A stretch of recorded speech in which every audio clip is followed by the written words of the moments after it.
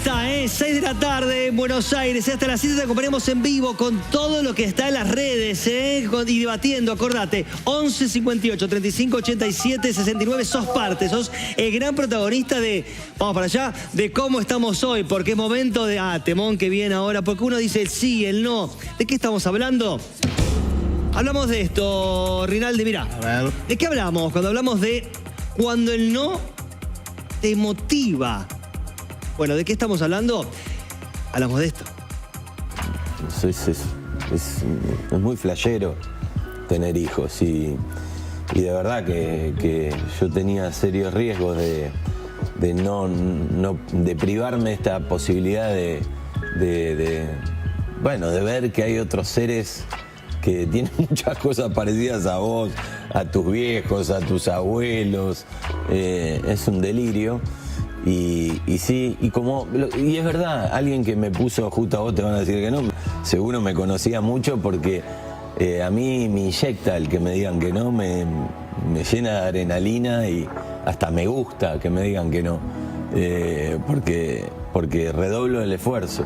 Uno de los relatos que me gusta de mi obra es eso, es la vida del actor. Es muy complejo porque a veces tenés trabajo, a veces no, pero las cuentas las tenés que pagar todos los meses. Y en esas épocas inciertas donde todavía no teníamos hijos con mi mujer, yo hacía otros trabajos y en el medio me deprimía mucho, me ponía muy triste, porque yo no concibo la vida sin actuar. A mí me encanta, soy muy feliz. Y bueno, en ese momento ella supo ver algo en mí, un potencial, y también tuvo ganas de bancarme, de decirme: dale, buscá tu sueño, perseguilo, que yo te hago el aguante. Y eso es impresionante. Y yo siempre se lo agradezco. Es muy importante la familia en la vida de un ser humano. Y ella fue una compañera de fierro conmigo. Qué bueno escuchar eso, cuando él no te motiva, que no te tira abajo. Viste que en la vida hay muchos sí, pero a veces hay tantos no. Hay gente que por ahí eso la hace detenerse. A otros dice, ¿sabes qué? Muchos no, pero yo voy por el sí. Bienvenido, aplausos para Carlos Sosa. Por supuesto, hablamos de liderazgo. ¿Cómo anda? Muy bien, ¿y ustedes? Coach ontológico, liderazgo. ¿Qué pasa con el no? ¿Qué pasa con ese no? Cuando yo siento que a veces hay no, o hay nos, no sé si está bien dicho, que nos inspiran. Hay dos caminos con el no. Inseguridad, frustración e inseguridad, claro, o frustración y coraje. Entonces, esos me parecen como dos líneas gruesas de alguna manera, donde vos llegás a un lugar, vas a un shopping, no sé, y no tenés estacionamiento. ¿Por qué no entraste? Porque no había estacionamiento. Y está la persona que busca un lugar, que estaciona, y está aquel que llega y lo encuentra de una, ¿viste? Y otro que se quedó una hora. Y eso tiene que ver también con energía, con creer que lo voy a encontrar, que lo voy a visualizar, y es una fuerza interior, ¿no? Pero ¿lo estás linkeando con lo positivo y negativo? Exactamente, exactamente. Y además que hay una cuestión, para que el no se convierta en una redirección. Una vez escuché esto: vos te pones un objetivo, querés llegar a un lugar, sí, y chocás con una pared. Digo, ¿qué haces? ¿Te frenás ahí o empezás a buscar otro camino? Sí. Y la perseverancia ahí, la disciplina, es fundamental. Ahora bien, te tiene que gustar eso que estás buscando, tiene que haber un sueño, como decía en el video del actor. Hay una fuerza interior que te lleva a seguir insistiendo. Porque si todos consiguiéramos algo en la primera de cambio, no lo valorás, digamos, ¿no? Es que a veces, como dicen, ¿no? Como dicen, yo digo desde mi lado, a veces en los castings, el sí está en el próximo casting, pero venís de tantos no, ¿no es cierto? Tantos no de atrás. Exacto. Y decís uno más y nunca sabés cuándo está el sí, pero es seguir por ese camino, ¿no es cierto? Digamos, con el objetivo claro. Y tener esto en mente, y eso tiene que ver hasta con una cuestión de expectativas. ¿En qué sentido? Si yo digo, esto lo intento o esto me lo propongo y me sale de una, bueno, tener la expectativa muy alta. Entonces tener una distorsión de expectativas y es como que le estás poniendo poco a la realidad. Entonces yo digo una cosa: cuando voy a hacer una gestión, que quiero lograr algo, cuando tengo el primer no, ahí comienza mi partido. Ayúdame con esto. Yo tengo mucho, hablo de Gerard, yo tengo mucho sí en la vida, ¿no? ¿Está bueno prepararse para un no o un posible no? Porque hay gente que no se le ocurre decir, como dijo recién, ¿cómo que me dijo que no? A mí no me puede. ¿Cómo que no? Digo, ¿me puedo preparar para un no, para que no me choque tanto en mi autoestima, en mi ego, en mi cabeza? Yo te voy a decir cómo yo preparo mi toma de decisiones y cómo aconsejo, sugiero. Y qué es lo que me hace bien mentalmente. Yo puedo tender a planificar algo que quiero lograr y hago un escenario optimista. Okay. Optimista, espero lo mejor que me pueda pasar. Por otro lado digo, ¿qué es lo peor que me puede pasar?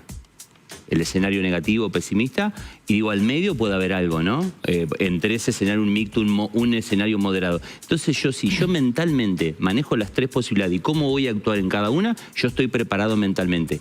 El tema es cuando vos ya tenías algo casi cerrado y aparece un espontáneo, un imprevisto inesperado, ¿no? ¿Cómo vos te reseteás? Entonces puede haber podemos categorizar los distintos tipos de no. En ese sentido, la preparación tiene que ver con juntar información para racionalizar la emoción, porque vos tenés que prepararte también para tener una dificultad. O sea, yo no creo en el falso optimismo de que si yo creo lo puedo. No, hay que prepararse. Porque si no surge lo siguiente. Viene el no, o mi líder, o no, yo no nací afortunado, la genética no me ayudó, no nací con esos dones, eso lo tienen los otros. Entonces, acá la preparación es fundamental, ¿no? Y trabajar diversidad de escenarios. Ejemplo, estoy muy tomado por el pánico o por el miedo, el doctor es palabra mayor en eso, digo, bueno, esto, ¿qué probabilidad de ocurrencia tiene? Mentalmente me hace entrar en juego. Eso me parece a mí fundamental. Y después, algo que a nosotros nos cuesta, por eso yo digo, desde chicos nos tienen que enseñar de finanzas. Digo, si tenemos una familia que es nuestro primer equipo, a nuestro hijo tenemos que enseñarle de finanzas, sí, de liderazgo, sí, de gestión emocional y de saber vender. Sí. Eso me parecen 4 pilares fundamentales. Sumale, si te parece, la frustración, porque la suma de no es para acceder al sí. Me parece que ahí aparece la frustración, tolerarla, ¿no? Exacto. Mira, porque si vos amás algo y vos te frustrás, es decir, cuando vos querés algo, el nivel de frustración puede aumentar ante un no o ante un golpe. Bueno. Entonces, la capacidad de resetearte y desafiarte y volver a empezar es fundamental. Bueno. Es fundamental. Ahora, normalmente vos vas a volver a intentarlo en algo que vos te gusta, que vos tenés pasión. Porque si hay algo que vos decís, bueno, quiero hacer esto, y bueno, estás muy convencido, no tenés mucho amor por eso, es decir, fíjate vos, amor, sí, confianza y frustración. Sí. Esos elementos para mí tienen que estar presentes. Hay gente que es pesimista. Uf. ¿No es cierto? Ahora yo digo, ¿cómo motivo a ese pesimista? ¿Cómo corto, cómo quiebro, cómo saco, cómo limpios de raíz a esa persona que ya de por sí camina con pesimismo? Con el no, vos lo saludás, hola, ¿qué tal? Y te dice no. ¿Entiendes? Claro. Ese pesimista... Es un ejemplo extremo. Exacto. Vos sabés que yo, no es por ser autorreferencial neto, pero hablo del pesimista inconsciente... En mi libro Liderazgo Inconsciente, y del optimista inconsciente. A ver. Entonces, yo digo, que me ha tocado con muchos jefes que no son líderes, que ocupan una posición de liderazgo, pero no ejercen el servicio de liderazgo, son pesimistas inconscientes. Entonces, lo primero que invito es decir, che, ¿cómo te ves vos? Es que tome conciencia de que realmente es pesimista. Porque si vos no lo haces tomar conciencia de que es pesimista, no salís más. Entonces, lo que pasa es que pesimista... Y eso afecta a la velocidad. Ok, lo que pasa es que pesimista inconsciente es pregunta, ¿lleva ese pesimismo inconscientemente al grupo? Olvídate. Pero no lo ve, no lo puede registrar. No lo ve. Entonces, normalmente, si yo soy pesimista inconsciente, puede ser por un hecho de inseguridad que tuve, sí, o porque lo traje de papi y de mami. Hoy la ciencia dice que somos 50% genética y 50% nuevas experiencias. Y que inclusive, esto lo hemos estudiado nosotros cuando trabajamos con líderes, el 65% aproximadamente de cada uno de nosotros tiene como patrón de liderazgo a su papá, a su mamá, a algún familiar. Y si tu viejo era pesimista, es altamente probable que si vos tenés rasgo de él, vas a ser pesimista. Sí. Y lo vas a trasladar a tu equipo o al momento en el que vos estás. Claro, o a la familia de tu pareja. Digo, ¿cómo te manejas con los no? Te dan adrenalina, vas por el sí cuando tocan los no. Me hinchan un poco los huevos, la verdad. Claro, sí. Pero no es que me bloquea o me tira para abajo, sino que... Seguís. Sí, sigo, intento ir por otro lado. Obviamente que la acumulación a veces de no también cuesta después otra vez remontar. En el momento necesitas un aire, una ventana que se abre, que venga y que diga, ay, había un respiro. Es por acá, digamos. Sí. Y a veces uno, digamos, creo que con tanto, a veces si hay una seguidilla de no, es como decir, bueno, ¿sigo por este lado o cambio el objetivo, cambio la óptica? Creo que hay algo del deseo también que generan los no, que generar un deseo, generar las ganas de seguir, de buscar, de ver, de encontrar, como esa búsqueda constante de hacia dónde voy. Llévame un poco a tu ámbito, no sé, por ahí en la elección de algún elenco, una actriz que querías que te viene diciendo no, algo de un autor que vos querés y decís, che, quiero que me escriba y me dice que no, quiero que me produzca tal y me está diciendo que no. ¿Te ha pasado en tu ámbito? Por supuesto. Creo que te cruzaron 800 nombres, ¿no? Sí, pasa en todo eso que dijiste. Sí. Desde un productor que querés trabajar, los actores que en este momento están como en un estadio diferente. Sí. ¿Y cómo lo revertiste en algún caso? Y trato de usar la seducción. De por qué estaría bueno que vos, Emiliano, hoy en tu carrera hagas ese personaje. Mirá. Trato de entrar por ahí y trato de hacer un estudio de tu carrera y decir, mirá, por lo que te he visto, nunca hiciste este rol y me parece que este rol te va a convenir para tal cosa porque va a ser un momento en tu carrera que es el momento de hacerlo. No sé, trato de usarlo. Eso es un líder. Olvídate porque... O un chamullero. Pero es buena, es buena. Yo me la quedo esa. Exacto, porque ahí, ¿qué buscó? Buscaste información, estudió a la persona, estudió su currículum, esto no lo hiciste, entonces sabe tocar esa zona de dolor del otro también, y el otro dice, che, a este tipo... sí. Exactamente. No, y también eso le transmite claridad al otro, porque e interés genuino. Esto es como cuando vos estás... Esto mismo lo puedes llevar, no sé, a una... selección de personal. Si tanto el candidato, el que va a la entrevista, como el entrevistador, se conocen porque ambos tienen el informe, o la persona, por ejemplo, que va a buscar trabajo, estudió las empresas, los hitos que tuvo esa empresa. Bueno, eso suma muchísimo. Me quedé pensando lo que dijiste del chamullero. Está buenísimo.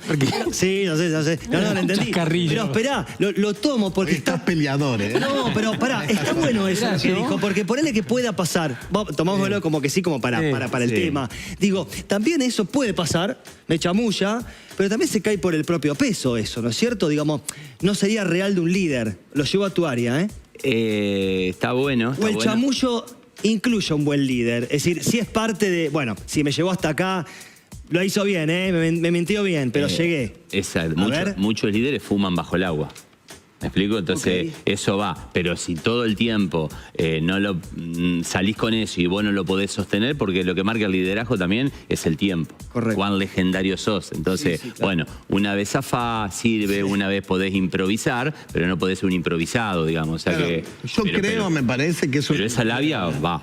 Metiéndome en tu área, que es como una combinación del saber, del carisma, de la seducción, pero el saber tiene que estar también, porque si no lo que vos decís, hay algo de lo otro que bueno, en un momento ya decís, pará, déjame.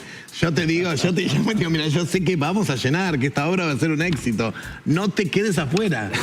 De verdad, no te quedes afuera. La primera persona que pensé fue en vos. Pensé en 1000 antes. Ok. Claro. Entonces, bueno, después me estás convenciendo. Me estás convenciendo. Lo veo extrañamente muy callado. Muy callado y muy observando lo que dice Carlos. A ver. Y coincido con él en que somos 50% genética y 50% epigenética, es decir, las experiencias de vida. Y si tenemos un padre genéticamente pro-negativo y una madre propositiva, tendremos que elegir, porque la genética ya eligió, pero tenemos que elegir, porque el líder nace o se hace, ¿no, Carlos? ¿Qué te parece? Entonces, hay un elemento que también está implícito en las decisiones de vida que tienen que ver con adherir a la esperanza, adherir a una tierra prometida, adherir a un futuro mejor. Y esto es muy importante, no solamente para la familia, sino también para todos los argentinos. Porque si pensamos que va a haber una esperanza, un futuro mejor, le vamos a poner el hombro. Si no es así, pronegativamente y entonces nos derrumbamos. Hay una nueva psicología creada en Estados Unidos en la década del 90, es decir, por un licenciado en psicología, Martin Seligman, que habla de psicología positiva. Okay. Y la psicología positiva tiene, entre otros elementos, dos elementos fundamentales de que se habla muy poco en la psicología actual. ¿Y qué es la psicología positiva? Inteligencia y voluntad. Es decir, la psicología va más allá de la patología de la psicología, que mucho tiene que ver también con lo que el compañero Diego hablaba de la psicología del deseo. Sí. Es cierto que la psicología del deseo muchas veces pudo haber sido entendida por Freud y los seguidores como una determinada forma de psicología, pero Seligman desarrolla, después de mucho tiempo, una psicología propositiva en donde incorpora inteligencia y voluntad. Esto es fundamental para el liderazgo y para lograr objetivos claros en la vida, en donde se necesita la inteligencia, y Gardner habla de inteligencias múltiples, pero también se necesita un músculo fundacional, que es la voluntad. Sí. Sin la voluntad, bueno, el ejemplo que él daba, bueno, algunos tenemos suerte y la invocamos de una al garaje del supermercado. Y otros tenemos que buscarlo, buscarlo. Y la vida es búsqueda, es lucha. Y para eso se necesita inteligencia, capacitación, información, formación y también voluntad. Los argentinos muchas veces, en algunos puntos, hemos perdido este músculo. Yo creo que, ¿qué te parece, Carlos Sosa? El músculo de la voluntad es necesario para el líder. Me encanta, y te estaba escuchando atentamente. Esto que vos traes de la psicología positiva de Seligman tiene que ver con los tres escenarios: el positivo, el negativo, y ese escenario moderno es prepararse para eso. Y eso tiene que ver justamente con voluntad. Y la voluntad, además, la linkeo con algo de bienestar. ¿Por qué es importante esto? ¿Y por qué tenemos que hablar de un liderazgo integral? Es decir, un líder que hoy no hace, por ejemplo, actividad física, no sale todos los días a caminar. Si yo salgo todos los días a caminar, hago rutina, estoy siendo perseverante en algo. Claro. Si yo no descanso bien, si yo no gestiono mis emociones, no genero una rutina. Entonces el bienestar hoy forma parte de ese liderazgo integral y hace a la fuerza de voluntad algo que estoy totalmente de acuerdo.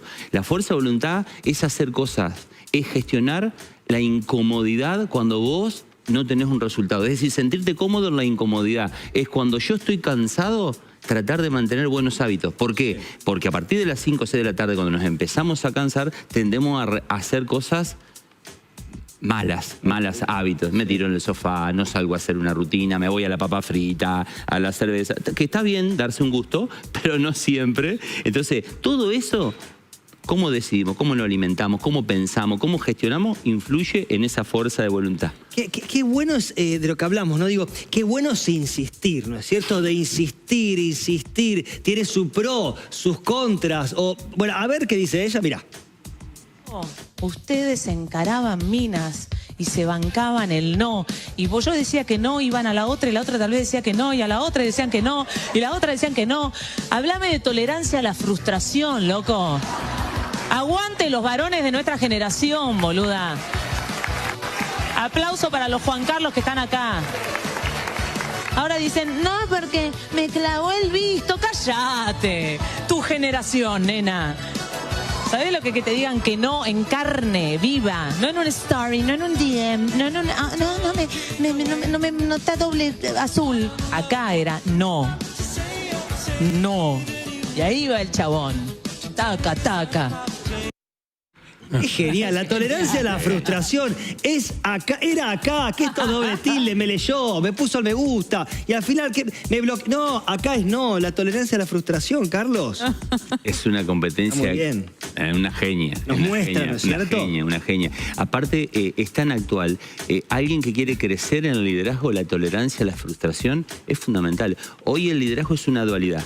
Vos tenés entusiasmo, cada uno de los que hacemos algo que nos gusta, que tenemos el privilegio. Ya para mí, quien tiene el privilegio de vivir de lo que ama es líder, independientemente de los estilos.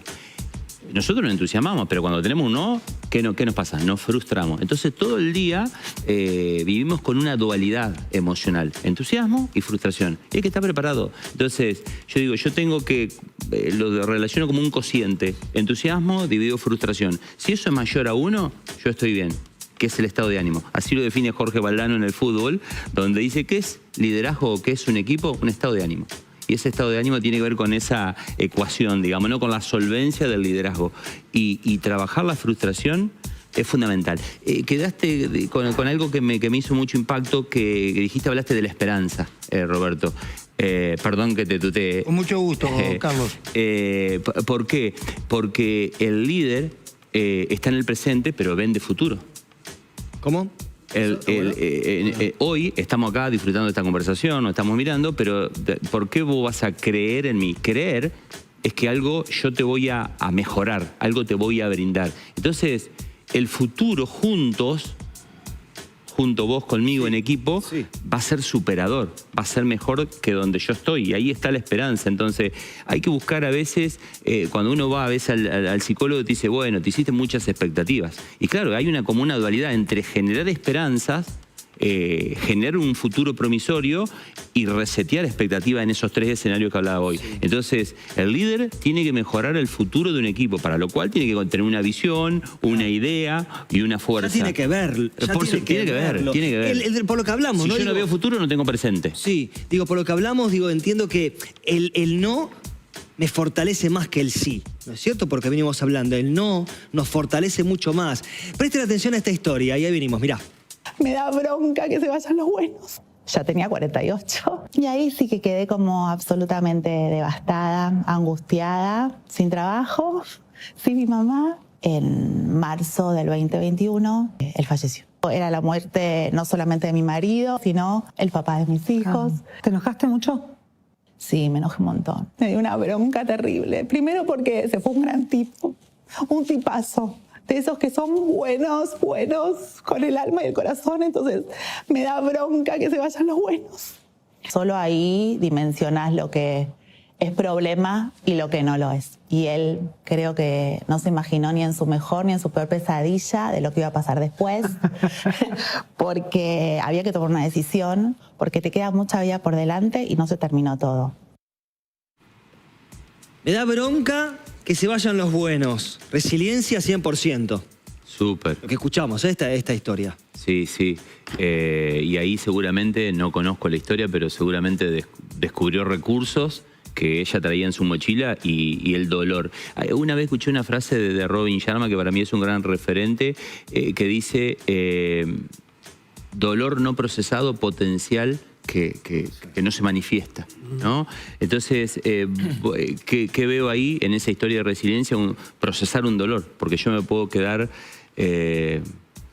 con la envidia, con esa bronca y no la proceso, ¿no? Entonces ahí veo eso y me viene esa frase, ¿no? De que hay un potencial que se pudo manifestar porque hubo el procesamiento de un dolor. Ayúdame con esto, así te entiendo esto, está buenísimo. El dolor, lo que estamos viendo, ¿tiene la misma potencia que el no? ¿Se entiende? Como impacto emocional. Bueno, el dolor tiene la misma potencia que un no. Pueden ser de la misma familia, se pueden complementar, porque un no me puede provocar dolor. Claro. ¿No? Un no. Okay. Me dijo que no. ¿Y qué dolor? ¿Y qué te genera dolor? ¿Y qué hacemos los humanos? ¿No? Que dicen las neurociencias hoy. Yo, frente a la toma de decisiones, estoy frente a un sí o un no. Esto es placer o dolor. Sí. Si yo siempre tengo en el corto plazo, placer de corto plazo, tirarme en el sillón y no salir a caminar o no hacer actividad o no gestionar mi emoción o lo que sea, o procrastinar una conversación, me trae dolor de largo plazo. Placer de corto es igual a dolor de largo. Dolor de corto es placer de largo. ¿Me seguís? Entonces el no inicial, gestionarlo, ser persistente, insistir hasta cierto punto, obvio, o recibir un feedback que no te gustó y eso te duele, pero lo procesás a pesar del dolor, te trae placer en el largo plazo. Yo quería preguntarle, corto, Emi. Desde que arrancamos estás hablando de líderes, como siempre, con solvencia y demás. Esa era la palabra. ¿Qué pasa cuando un líder no tiene solvencia? ¿Qué pasa con el resto? En el plano que sea, un líder insolvente. Qué buena pregunta. Cuando un líder es insolvente hay que ver la causa. ¿Qué toca? Si toca valores, si toca se volvió insolvente por un tema de resultados, ¿no? Si es valores, no quiero hablar de cuestiones por ahí políticas, pero ha habido cosas que, digo, el resultado puede llegar a tapar alguna cuestión de valor, a veces pasa. Y digo, la insolvencia te quita credibilidad. Porque si yo soy insolvente... Es decir, ¿por qué vos no le prestás guita a alguien? ¿Y por qué es un insolvente? ¿Por qué es un insolvente? Porque no creo que me vaya a devolver la guita. ¿Ah?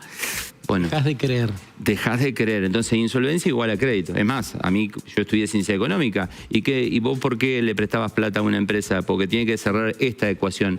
El capital tenía que ser superior a sus deudas. Sí. Interesante lo que decís, pero también en el plano de los trabajos, creo que a todos nos ha pasado de tener un líder insolvente, un jefe que te das cuenta que es insolvente. ¿Qué pasa con el grupo? ¿Cómo tolera esa frustración? ¿Cómo se sobrepone? Porque por ahí tenés arriba un tipo que está 5 años, 10 años, y sabés que es insolvente, que no vas a aprender, que donde te va a llevar no es ese destino soñado del cual nos hablaste. Tenés que ir. Claro, ahí está. Ahí vos no podés perder primero la posibilidad de conversar, ¿no? Pero está bueno lo que traes porque... Fíjense una cosa es que el líder sea insolvente y que esté en el tiempo y ya haya construido una historia y vemos que no va ni para atrás ni para adelante. Otra cosa es que un líder comete un error y diga, che, me equivoqué. Y se sociabilice el error con el equipo. Son dos cosas distintas. Pero eso le da valor. Eso, claro. Eso es valor, ahí, ahí se amiga con la vulnerabilidad. Claro. Ejemplo, estamos en una reunión de equipo y que nosotros podamos sociabilizar el error de todos.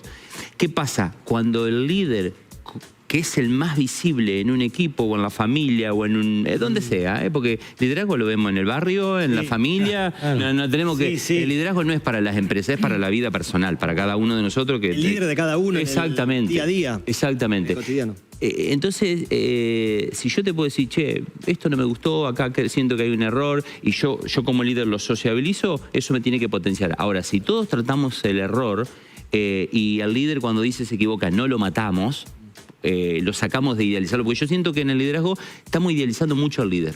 Mira. O sea, dejemos que si el líder está teniendo relaciones simétricas de igual a igual, el liderado tiene que liderar.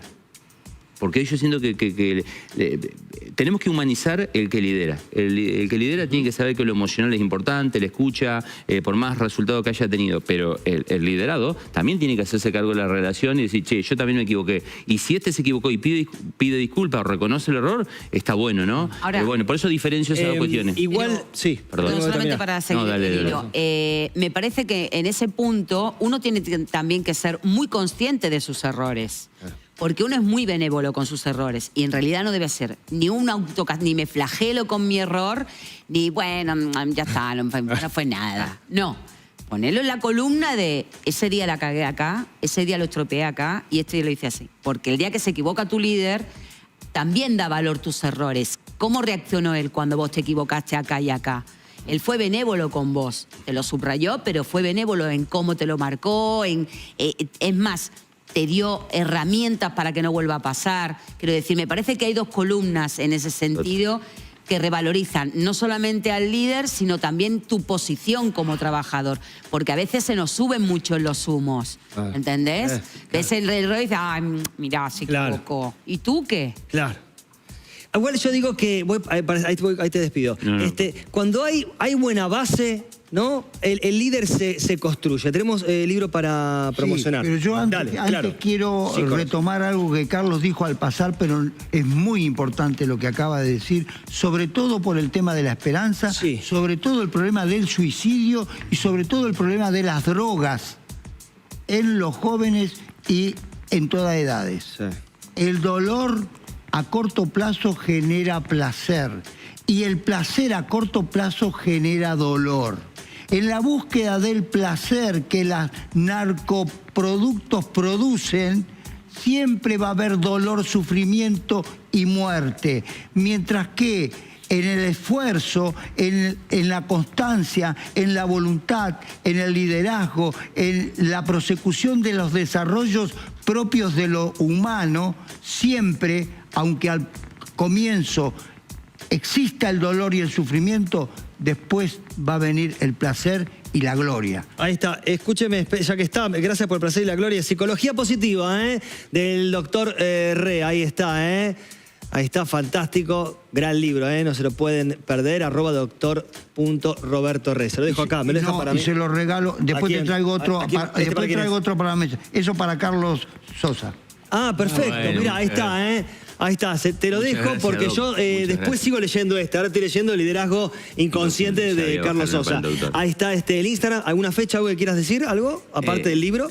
Bueno, 4 de diciembre, funcionalmente 11, en Santa Fe, que es un congreso de liderazgo, coaching y neurociencia que organizamos y que va a recorrer el país hablando de esto que estamos conversando aquí. Perfecto. Leo, antes de irnos al corte. Este pedazo, muy lindo el tema que están tocando hoy. Abrazos, saludos para todos ustedes. Un beso enorme para mi nieta Nayara, que está acá en casa mirando el programa conmigo. Soy de Merlo, besos Celia. Besos Celia o besos para vos. Vamos al otro. Hola, soy Claudia de Mendoza. Vamos Mendoza todavía. Lindo el programa. Saludos al doctor Re. Lo esperamos por acá. Por Mendoza. Usted va siempre a Mendoza, ahí está.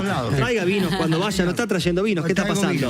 Sí, lo esperamos por acá. Y para Sergio, dice, poné la transición más temprano. Por ahora en la programación es a las 23, hay que ver qué pasa después. Señores, corte, vamos a pelear. Gracias. Aplausos para Carlos Sosa. Seguimos con un temor en el próximo bloque, no te muevas de ahí. Esto es ¿Cómo estamos hoy?